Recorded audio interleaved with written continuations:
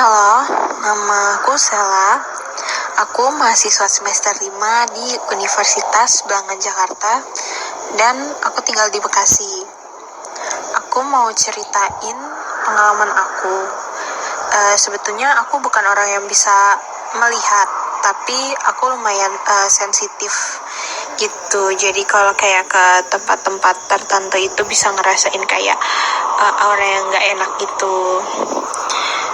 Jadi kayak tiba-tiba hawanya jadi kayak tegang atau jadi panas gitu. Jadi lebih sensitifnya ke suasana. Tapi aku ada pengalaman, ini terjadinya di rumah aku. Jadi waktu aku kecil, kira-kira waktu aku umurnya masih 10 tahunan, di rumahku itu komputer itu nggak diletakkan di dalam kamar. Karena itu jadi kayak komputer bersama, komputer keluarga yang dipakai sama keluarga bareng-bareng.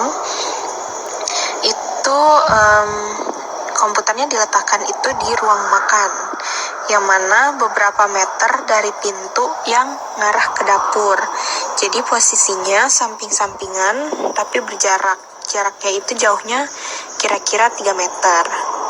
Nah, setiap aku main game di komputer, aku selalu ngerasa ada yang ngeliatin dari arah dapur. Karena benar-benar ngerasa kayak diliatin gitu, saya kan penasaran.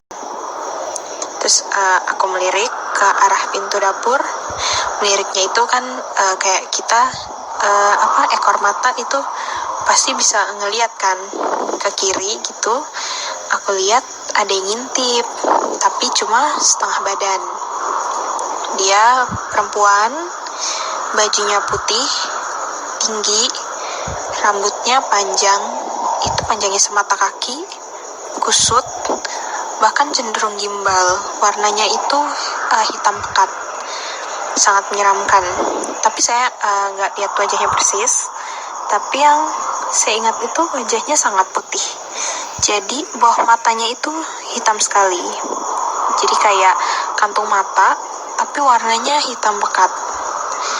Saya putuskan untuk nengok, tapi nengoknya itu nyerong. Jadi kalau saya liatin balik, dia bakal bergeser. Kebetulan pintu ke arah dapurnya itu 2 pintu kaca, tapi tipe-tipe pintu kaca yang buram, kayak pintu yang di kantor-kantor gitu. Kedua pintunya dibuka. Jadi ketika dia geser, saya tahu, soalnya penampakannya itu ada di balik kaca. Tapi untungnya buram, jadi saya nggak lihat jelas dia kayak apa. Itu hampir setiap hari kejadiannya. Jadi ketika saya main komputer, dia akan selalu ngintipin saya. Dan setiap saya nengok, dia bakal ngumpet di balik pintu kaca. Akhirnya saya putuskan untuk cerita ke mama. Tapi mama nggak pernah percaya dengan cerita mistis. Kata mama, mungkin bayang-bayang aja, karena dari kecil saya mau suka nonton film horor. Jadi waktu itu saya mau buktiin ini nyata nggak sih. Saya beraniin jalan ke dapur, walaupun saya lihat dia di balik kaca. Jadi posisinya dia ada di situ. Terus saya samperin. Tapi begitu saya samperin, dia emang nggak ada. Situ saya mikir, oh mungkin ini bayang-bayang saya aja kali ya.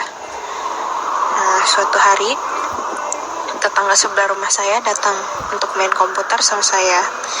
Dia beda kira-kira 2 tahun dengan saya. Jadi saya umurnya 10, dia umurnya 12. Dan dia emang dibuka mata batinnya sama ibunya dari kecil. Katanya supaya berani gitu. Pokoknya intinya dia bisa melihat. Jadi ketika main, dia menengok ke arah dapur terus menerus. Gak fokus dengan game yang ada di komputer saat itu. Saya tanya, kenapa? Kata dia, itu kita diintipin. Terus di situ entah kenapa saya santai aja. Saya bilang kayak, oh aku sering lihat juga. Emang yang ngintip kayak gimana? Nah, saya nanya. Terus dia berbisik, itu di bawah matanya hitam banget ya. Terus saya bilang, oh iya, rambutnya pasti panjang ya, berantakan, panjang banget. Lalu tetangga saya ngangguk, Terus dia bilang, iya, kok dia di sini ya? Biasanya sih dia suka intipin aku dari jendela kalau aku mau tidur. Nah, tapi di situ anehnya, saya nggak ngerasa takut sih, tapi saya justru merasa kayak, oh, yang saya lihat ini emang bener nih, bukan cuma bayangan aja. Terus bertahun-tahun itu nggak ada kejadian apa-apa. Itu dari tahun berapa ya, 2008 mungkin, terus ke tahun 2016, yang dimana sudah berjarak 8 tahunan setelah kejadian itu.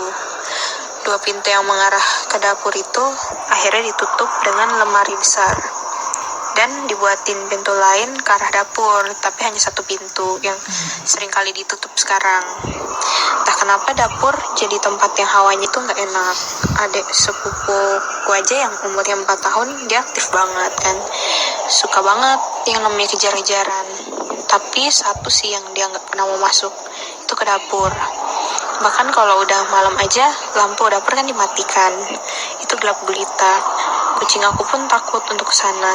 Padahal makan, minum, sama pasir buat kotoran mereka itu ada di dapur, tapi mereka takut untuk kesana. Pasti mereka bakal ngeong-ngeong sampai lampunya dinyalain. Terus masih di rumah saya, tempat yang berbeda, tepatnya di kamar saya. Sebetulnya saya rada takut juga sih untuk ceritain ini karena posisinya saya juga lagi di kamar. Jadi waktu itu saya sedang liburan dari SMA ke masuk kuliah. Itu kan lama banget ya, beberapa bulan lah. Saya iseng-iseng coba make up. Saya dandan gitu. Setelah make up, saya gunain Snapchat dengan filter anjing. Nah, tiba-tiba saat membuat video, di belakang saya timbul 1 filter anjing lainnya. Jadi di situ ada 2 anjing, padahal saya sendiri. Tapi miring posisi filter anjingnya, yang satu lagi miring banget ya, miring ke sebelah kanan. Saat saya kaget, tapi pikiran saya, mungkin error Snapchatnya. Aduh, takut nih. Soalnya saya di kamar. Nah, beberapa saat kemudian saya sedang main dengan sahabat-sahabat saya di mall. Saat makan itu kami bertukar cerita horor. Kebetulan salah satu sahabat saya, sebut aja namanya Riri. Jadi keluarga Riri, terutama ayahnya itu, sangat sensitif dengan hal mistis dan punya banyak cerita di luar nalar. Setelah Riri dan beberapa sahabat sharing cerita horor, saya iseng cerita tentang video Snapchat saya itu. Terus Riri bilang, ngeledek saya sih, kayak, oh biasanya emang ada loh saya gitu-gituin. Di situ sih saya ketawa-ketawa aja, dia pun sama ketawa-ketawa juga. Tapi tiba-tiba Riri minta videonya, sini kirim ke gue, iseng-iseng pengen gue tanyain ke bokap, gitu kata Riri. Lalu saya kirim, walaupun saya sendiri yakin sekali kalau itu emang karena error dari aplikasi Snapchatnya. Jadi emang sensornya aja yang rusak. Tapi ketika kami pulang, tiba-tiba saya dapat chat dari Riri. Riri bilang, tadi gue udah nunjukin. Aduh, kata bokap emang ada. Bokap sampai kaget liatnya. Saya bilang, hah? Sampai kaget? Emang kayak gimana? Lalu Riri ngirimin voice note ke saya, yang isinya itu suara ayahnya Riri langsung. Kata Riri, aduh, ini di belakangnya ada perempuan di belakang saya. Kira-kira umurnya itu 40-an, rambutnya panjang banget, bajunya putih, dan kepalanya miring. Aduh, merinding nih saya nih sekarang nih. Di situ saya kaget dan mulai ngerasa takut banget. Lalu saya ceritain juga tentang dulu saya pernah lihat penampakan yang ngintip di dapur.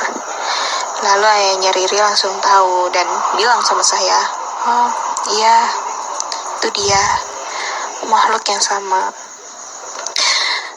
Di situ saya langsung nggak bisa tidur sampai pagi. Benar-benar kayak jam 8 pagi itu saya baru berani tidur waktu udah terang. Saya nggak nyangka aja dari dapur Setelah dapurnya ditutup, dia pindah ke kamar saya. Segitu aja cerita yang bisa saya share sekarang.